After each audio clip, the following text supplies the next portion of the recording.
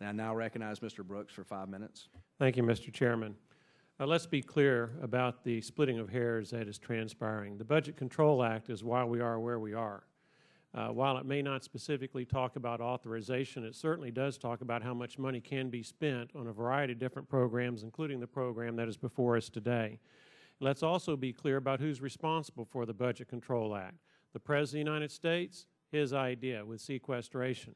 The Speaker of the House, Republican, strongly supported it. The Democrat Senate Majority Leader strongly supported it. A majority of the House members supported it. A majority of the Senate members supported it. A majority of the Republicans serving in Congress supported it. And a majority of the Democrats in Congress supported it. I voted against it. I was in the minority. Some of us who voted against it foresaw the problem that was coming. Unfortunately, we were not able to achieve success in trying to prevent that bill from passing that has resulted in the position we are in today. Now, I'd like to talk a little bit about NASA, and I very much appreciate the minority trying to fund NASA to greater degrees.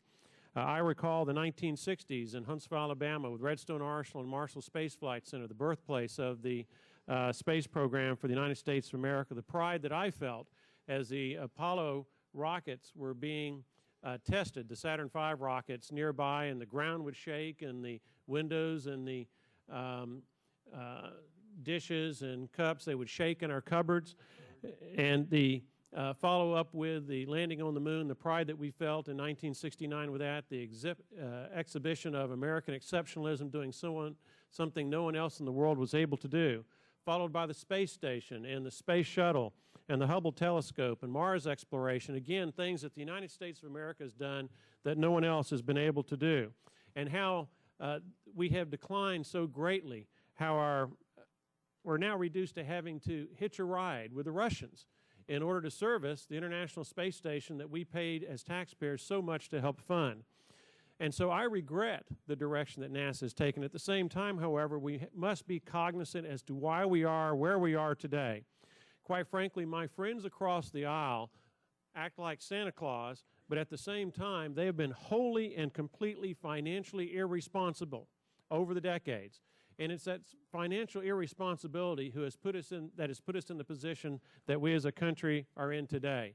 We are suffering from 4 consecutive trillion-dollar deficits, unheard of in the history of the United States of America. We're about to blow through a $17 trillion debt mark, with consequential, significant, and adverse effects on our economy and on our country.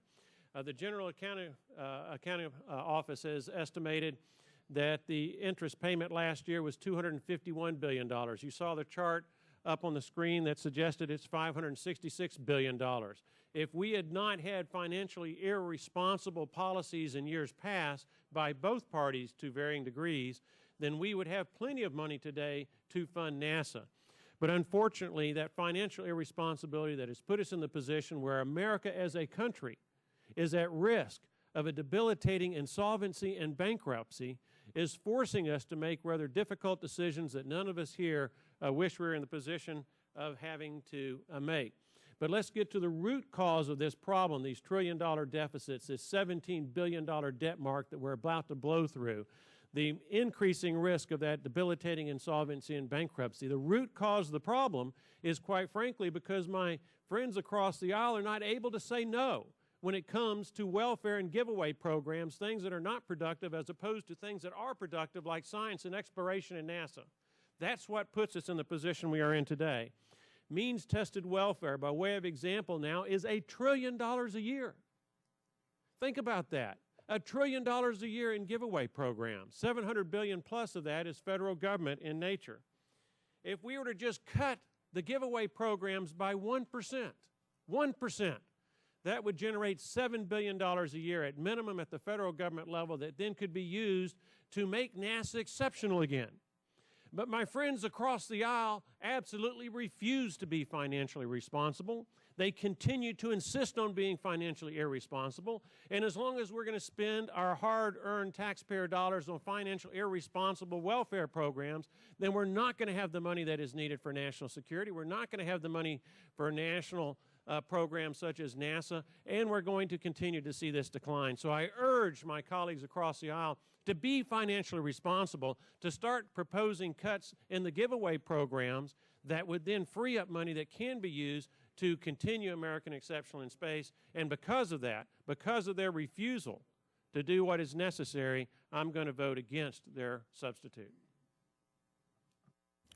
I just wanted to ask, for the purposes of understanding the minority and the majority bill by comparison, is it my understanding, and perhaps Mr. Brooks knows this, whether the programs that are supported at the Marshall Space Flight Center, which I believe is in your district, you know, several hundred actually companies that do business there and with thousands of workers, and whether the minority proposal with significant reductions in the SLS Orion program would result in job loss in Alabama. And I would yield for the purposes of Mr. Brooks being able to respond to that question. I like the additional funding that is in the minority proposal for the Marshall Space Flight Center and for NASA generally. However, it is financially irresponsible because the minority does not come up with a way to pay for it. If the minority were to propose an amendment whereby we cut some of the wealth transfer programs that they hold so dear to themselves and shift those funds to productive things like Marshall Space Flight Center and NASA, I would wholly support it. Thank you. Reclaiming my time. One, we cannot shift from those accounts to the other, and so I guess I'm just curious, as a member of Congress who wants to see that we adequately fund an SLS and Orion program, that the minority bill, if enacted, would result in the loss of thousands of jobs at Marshall Space Flight Center and the attendant companies in the private sector who have support for that work.